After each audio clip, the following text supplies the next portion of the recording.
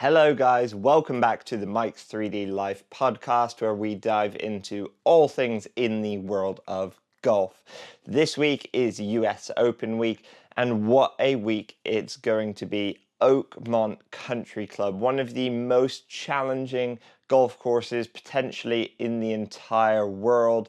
I, for one, am super excited to watch the pros get out there and stop battling. I'm sure you guys are too. It is going to be an absolutely incredible week. And in this podcast, we are going to dive into everything US Open related. We're going to be talking about my favorites, why I picked them, who will do well, who won't do well, the best things about the US Open, and a few other bits and pieces too. So let's get started and dive straight in. Welcome back to my house if you guys are watching this on YouTube or Spotify, where I'm putting out these video recordings. On Apple, it will just be going out as audio, but make sure you do like and subscribe and follow me and this podcast wherever you are. It really helps us grow. It really helps us basically just bring you guys more good content, and that's what me and my producer Richard have been working really hard on, producing some as good content as we can. We just launched our first YouTube series, which is a course record challenge, and basically the concept is that the popular conversation around could you win the Masters if you started on the greens at Augusta National versus the pros. Well, it's that concept basically, guys. I start 100 yards away from every single hole and I try and break the course record. It is really interesting. It's not as easy as you would think it is, and I highly recommend checking those videos out on my Mike's 3D Life YouTube channel. So let me know what you think. Every episode I break the course record. In this series we're moving back 10 yards, so it's going to be a really interesting storyline and development to see at what sort of yardage I start to fall off and at what yardage it's starts to get really challenging, because this series is all designed around if I was going to play against a tour pro and if it was going to be competitive, what yardage would I need? What advantage would I need to be starting from on the actual golf course? But let's get started. I am at home filming this right now, not out on the golf course like in some of our other episodes. If you've seen some of the other episodes, if you've been listening to the podcast, you may know I'm doing a few home renovations at the moment. And I've kind of hit a bit of a wall. We are... not a literal wall, that is, but we are at the point where I really need to get rid of a lot of stuff. Working in the golf industry, working in social media, and working with golf brands, I tend to accumulate a lot of kind of golf products, which is great. It's a perk of the job. I absolutely love it. But you just can't keep it all, especially my house is relatively small. So I'm trying to get rid of it and sell it. One of my earlier podcasts, I dive into this in a little bit more detail, going through what are the best ways to resell old kind of golf equipment. I've been primarily doing it through Facebook Marketplace, and it's been good. We've sold a lot of stuff. Some really nice people come by the house and pick it up. But you get some really weird people, and you get some incredibly rude messages on there. Like things people would never ever say to your face. And even if, I try and list all my things I'm selling as a pretty fair price, right? So, but you still get people just kind of, being very disrespectful, offering prices which are pretty ridiculous, and I guess just always looking to get more and more money off. I think they probably don't realize that I actually know what I'm talking about with these things. They're probably hoping that, it's someone who's, I don't know, been gifted it or inherited it and, doesn't really know what it's worth, etc. And speaking of Facebook Marketplace, this podcast was just interrupted by a knock at my door. Someone came to pick up a set of drawers I was getting rid of. So that's 20 quid in the bank. And all counts. Nice to get rid of something and know it's going to be used and get a little bit of return for it. But yeah, I don't know what your guys' Facebook Marketplace's experience are like. I would absolutely love to hear them. Please comment them down below. I'm sure you guys have some incredible ones. But yeah, just some very, very odd people sometimes and just kind of rude and disrespectful. But let me know your stories, your experiences in selling your secondhand golf clubs. I would absolutely love to hear them. But guys, it's US Open week, so let's dive into the meat of this podcast, the US Open. Now, I feel like first have to touch on the main favorite, and that is, of course, Scottie Scheffler. He is the favorite for a huge reason, by far the standout performer over the last 2 years, the most consistent golfer in the world, the world number one. And I believe he's had 3 wins in his last 4 starts, including obviously the PGA Championship, which he won fairly comfortably in the end, and won comfortably without really playing his best golf, which is probably a little bit scary. It just seems like he's just on another level. Even to the best players in the world, he just doesn't make many mistakes. He's kind of good at every single part of the game. Driving, iron play, scrambling is excellent, and his mental resilience is pretty incredible as well. We did see him get a little bit mentally frustrated at the PGA Championship, which is fair. I think it's a side to Scottie that we don't see that often, is that real competitiveness, that real drive, and that real hunger like we do with a player like Jon Rahm. But it was kind of nice to see how much it meant to him when he won that, and fist bumping and, getting really, really animated, really passionate with his caddy in the winning moments, really emotional. Was good to see that side of Scottie. Now, there's a larger story, because if Scottie does win this week, he will have a chance to win the career Grand Slam going into the last major of the year.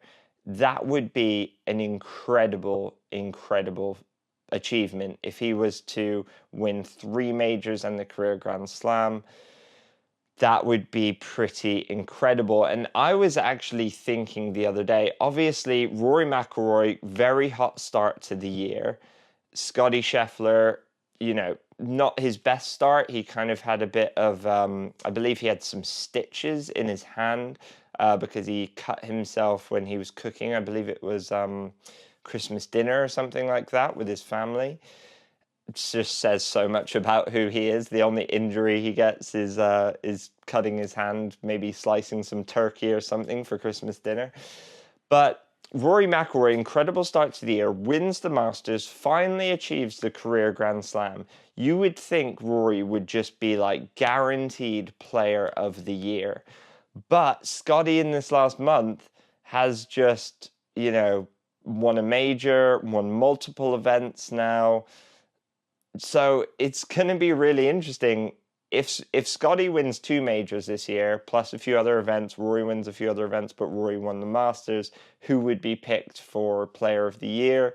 If Scottie wins the career Grand Slam and wins 3 majors in a year, despite Rory winning the Masters finally, I feel like you still can't really choose him for Player of the Year. You would have to go with Scottie, the guy who won 3 majors and completed the career Grand Slam, versus Rory, who, even though it was an incredible story, how long it took him and he finally managed to get it done.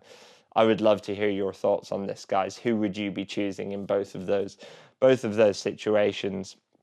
But why is Scottie, the favorite this week? What makes him, because in my mind, yes, he's obviously the favorite because he's number 1 golfer in the world. He's very in form. But I think this test of golf, the US Open, and I think at Oakmont specifically, with the way the course has been set up, it really looks like it's going to favor Scottie. First of all, Scottie's a very, very good driver of the golf ball. You need to be there because I'm sure you guys have seen the viral videos of the rough. It is super, super thick, super, super penalizing, and the course is playing pretty long. So that ticks 1 box. His iron play, obviously, is very, very good. but his scrambling is really, really good. His scrambling, he's so mentally tough, and it's going to be a mental test as much as anything else this week, guys. Like, every player is going to have bad breaks. Every player is going to have bad lies in the rough, and every player at some point is going to have to take his medicine and just accept a bogey is probably the best score you're going to be able to make on that hole after a bad drive, etc., or just because of the conditions. The greens are rolling at about 16 on the stimp meter, which is actually insanely fast, like probably quicker than the greens at Augusta.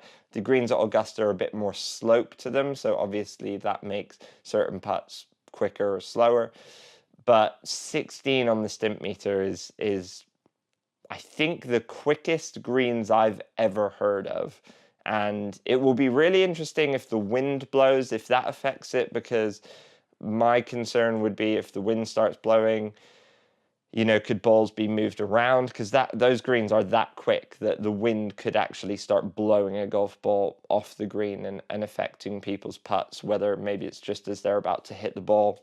Scottie's also really, really improved his putting, so I think that will really, really help him this week.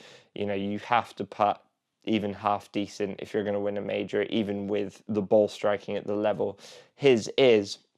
And let's move on to my number 2 pick. I mean, pretty much everyone's number 2 pick, I think, going into this week. And that would be Bryson Dechambeau. Had some really, really incredible performances this year. Hasn't quite strung 4 good rounds together in the majors this year yet. He's been up there in both majors and then kind of fallen away towards the end, which has been a shame. Seems like he's kind of struggled with his iron play or his wedge play at times. I talked about this in the last PGA Championship podcast, that I really felt like his wedge play was the reason that he lost that tournament. I thought, he still drove the ball pretty well, drove the ball long, but just, wasn't really hitting his wedges close enough. Distance control wasn't really there. So that will be a really, really important test this week. And Bryson, remember, guys, is the defending championship after his win at Pinehurst in that incredible Bryson versus Rory coming down the stretch last year on the back 9 of the US Open. It was amazing. I mean, if we could get something like that happening this year, whether it's Bryson and Scottie, Bryson and Rory, get 2 sides of the Live PGA battle, would be incredible, or even Rory and Scottie would obviously be amazing as well. A big advantage Bryson has this week over the other guys, though, is his driving. He is by far the best driver of the golf ball in the world, by far. His strokes gained driving since just this year alone is about 1.8, 1.9 strokes gained. To put that into perspective, Rory Mcilroy, his number 2, is about 0.8. So Bryson's strokes gained driving is better than double what Rory's is, which is pretty phenomenal, especially at the speeds he's hitting it, because he is smashing it so far. It's actually incredible. I watched Bryson's YouTube video of him playing at Oakmont, getting ready for the US Open. I absolutely loved it. I have to say, it was an incredible piece of content. I thought it was interesting, engaging. He's getting, really, really good on camera. And also just an incredibly informative video going into this US Open to see what the conditions are actually going to be like. I thought he played really, really well in that video, especially long game was incredible. He had a few 3 putts, which of course he's going to have to tighten up if he's going to have a hope this week. But he still shot, I believe he was level par, 1 under, maybe 2 under. I can't remember exactly what he finished in that video. I think it was like level or 1 under. And that's with like a few 3 putts and quite a few missed opportunities. He actually played really, really, really well. Really solid golf. But let's talk about Rory Mcilroy for a second. Rory missed cut in his last start at the RBC Canadian Open. Hasn't really played well since the Masters. It's been a bit weird at times, to be honest. Like, missed all the media at the PGA, which he's kind of come out and talked about. And I thought his comments were like understandable, but it just doesn't seem like he's maybe in a very good place right now. And that's trying to read between the lines. It's a bit, it just feels like something's off. Obviously, none of us really know what's going on. He could be in a great place. None of us really know, but it just feels like something's going on. It kind of feels like he hasn't played that much golf recently, and when he has played, he hasn't played very well. He talked about he still hasn't found a driver that he likes to replace the driver head that was ruled non-conforming at the PGA. So yeah, it's just a kind of weird place, more mentally than anything else, I think. You know, had such a good start to the year, almost feels like the Masters derailed him instead of kind of spurring him on.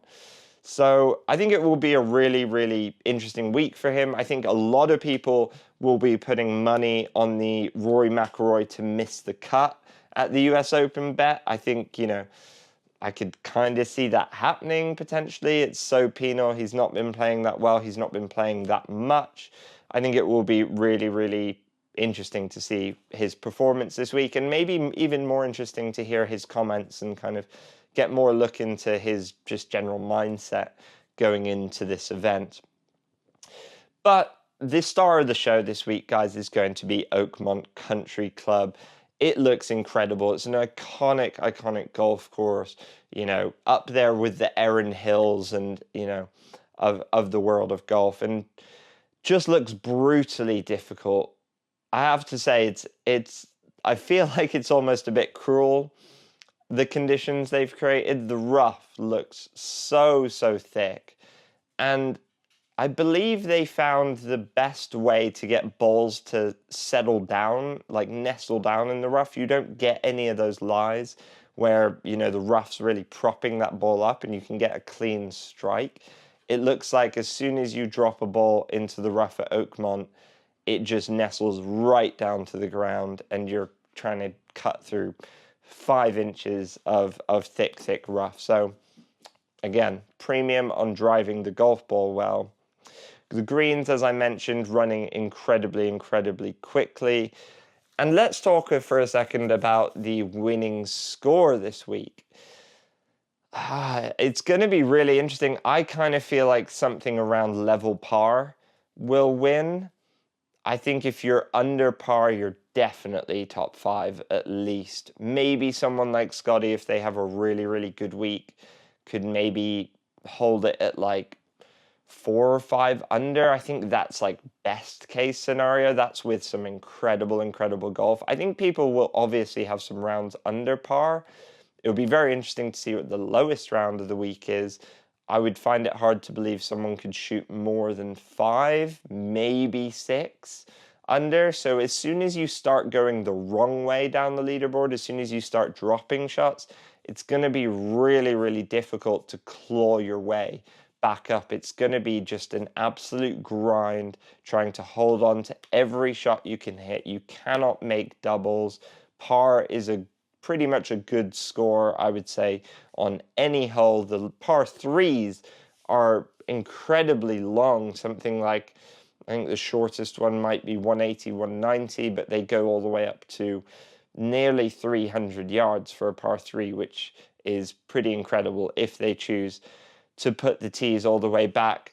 And what kind of player does that suit?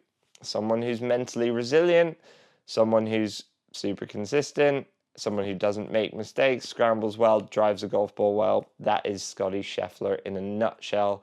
I think unless something terrible happens, I can't see him not being a top 5 this week at like the worst. Yeah, I just can't see that happening.